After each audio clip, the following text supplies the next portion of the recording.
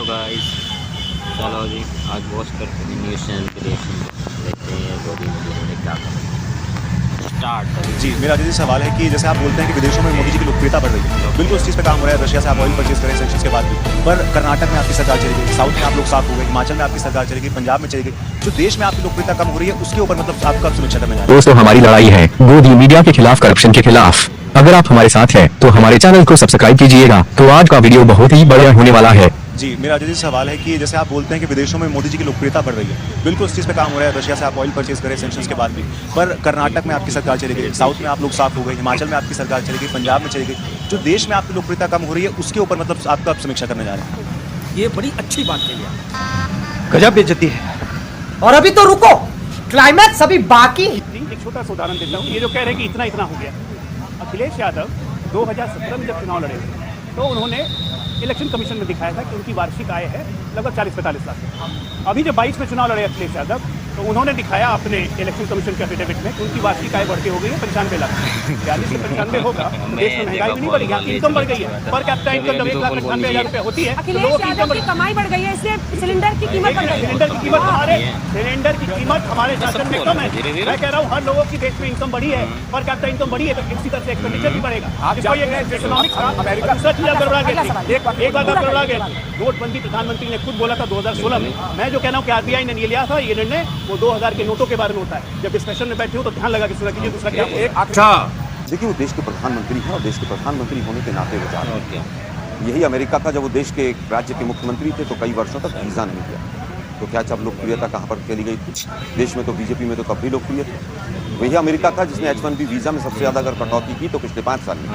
ये वही अमेरिका है जिसने 2 साल से ज़्यादा हमारे देश में हमारा सबसे बड़ा लोकतंत्र एम्बेसडर है। ये वही अमेरिका है जिसने मैक्सिमम समय तक पिछले 9-10 वर्षों में जिस तरह से जियोपॉलिटिकली हमारी मदद होनी चाहिए थी वैसे नहीं, हमारे पूरे दबाव के बाद भी पाकिस्तान की मदद। ये वही अमेरिका है जिसने तमाम प्रधानमंत्रियों को अपने यहाँ पर स्थान दिया।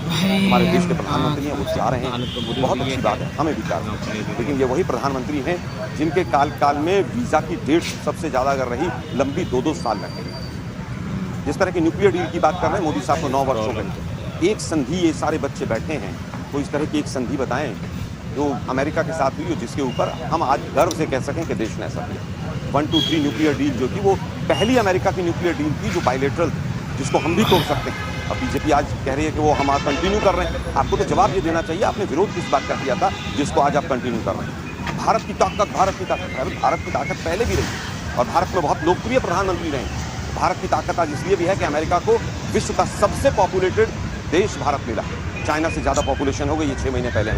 और अमेरिका एक व्यापारिक देश है, अमेरिका व्यापार करता है, चाहे अफगानिस्तान हो, चाहे भारत हो, चाहे चीन। अमेरिका में जिस तरह का पॉलिटिकल माहौल भी है वो भी उसमें सबसे पहले वो अपने व्यापार को बायलेटरल डील अगर किसी ने कराई तो कांग्रेस के साथ। जब तक जहाँ तक की बात है, मेरे मित्र ने कहा कि विदेश नीति की बात, विदेश नीति का पट्टा बैठाने वाला सबसे अगर कोई पहला रजीम रहा तो मोदी साहब का चटन का सबसे ज़्यादा भट्टा बैठाया गया।